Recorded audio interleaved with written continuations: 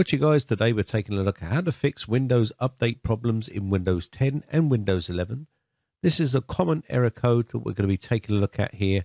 As you can see, the error code, when you go to update, it fails and you'll get an error code coming up on the screen, which I'll show you. So you can see here, we've got 0x800 10922. That is the error code that is happening on his machine, and that's what we're going to be fixing today. I'll show you basically the steps we took to try to fix and resolve and get it installed onto the computer. Say yes to the user account control, and basically this little box will pop up here. Say next, accept their terms and conditions, click next again, and then you can click next, next, and then just install it into the directory you want to install it to.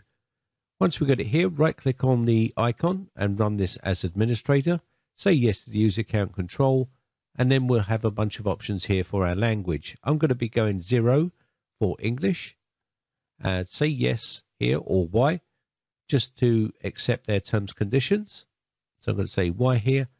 And next we're going to go to option number 2. This resets the Windows update components. So sometimes updates will come down and they get stuck in the folders of the Windows update components, and this can cause major problems.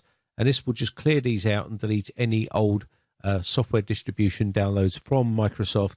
Just empties the folders out, and when you go to update again, it should be nice and clean in there and you should have no issues. So let's just go ahead and let that finish off its thing. And once that's done, it's going to reset a bunch of settings, and we've now seen it's restarting the services. It has to stop the services for the Windows updates to delete those files. Once it's done, it restarts them. Now we're going to delete all of the temporary files in Windows, and that should remove those. And then once that's done, we're going to do number 3 here for deleting all those. Push enter to continue. And now we need to move on to the next one, which in this case is going to be number 6, which is run the system file checker tool.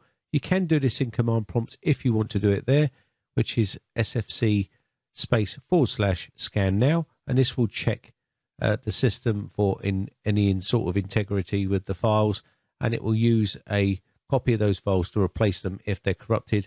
So basically run that check. Next up, we've got one more in here that we're going to be doing, which is checks whether the image has been flagged as corrupted. So we're just going to run number 8 and let that go. And once that's done, it should say push any key to continue. So I'm just going to push on any key here, and that should continue. So that is the tool done here now. You can restart the PC by typing number 19. So go to settings here, update and security, and check for updates and see whether that update will now install on the system. So from here, once you're done, restart your PC, go in and check for updates, and hopefully that update will come down and install on your PC.